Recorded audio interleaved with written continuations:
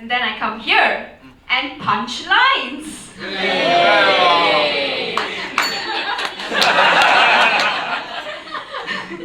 In London, I do stand-up in the bar.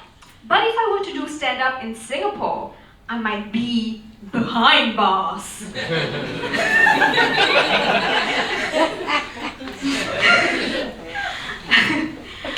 But it's remarkable how Singapore became first world only 60 years since British colonization.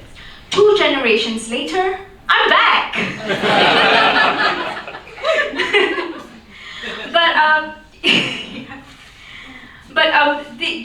During university, but the housing policy between Singapore and London is very different. So in London, you can easily pay rent without your parent.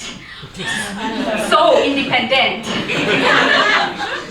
But in Singapore, it's a lot easier to date, sign the marriage certificate, get the house keys to your gate, mate, realize your period is late, increase the birth rate, and the GDP weight. So, during university in Singapore, the orientation games are so sexualized to create couples. The girls are 19 and the guys are 21.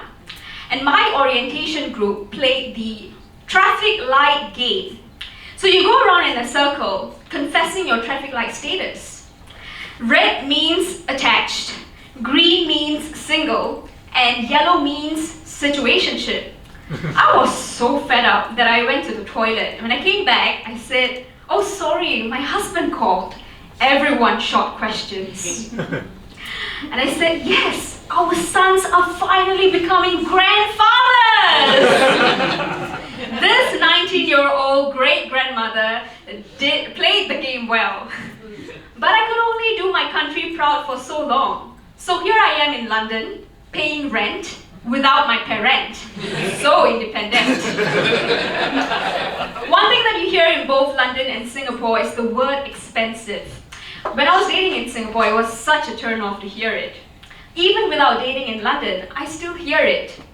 There was a government official from Jersey who chatted my friends and I up in the bar. My friend asked the question, "Who should pay for the first date?" And he answered correctly, the guy should pay.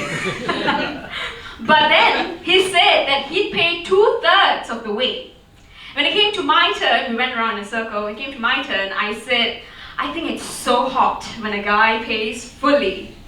And then he changed his answer. At another gig, a comedian said that he'd pay 50% of the way. And then 50% of the audience left.